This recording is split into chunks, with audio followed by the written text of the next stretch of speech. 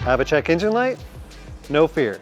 IE POWERlink Mobile makes it easier than ever to check your codes and even clear them and save you from what could be an expensive trip to the technician. As always, make sure your car is in ignition mode only, your IE POWERlink is plugged into the OBD2 port, and launch your IE POWERlink app. All diagnostic tools can be found underneath the Tools screen. From here, you can check engine codes, transmission codes, or even check readiness before an emissions check. We're going to check engine codes. It's pulled up some codes here.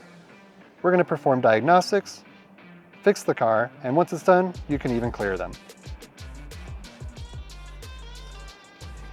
If you have cleared your codes and you're getting ready for an emissions check, we can also make sure that all of our emissions are checking or clear our readiness data from here. Using IE POWERlink to perform simple diagnostics and repairs and being able to read and clear your codes will save you a lot of time and hassle when working on your own car.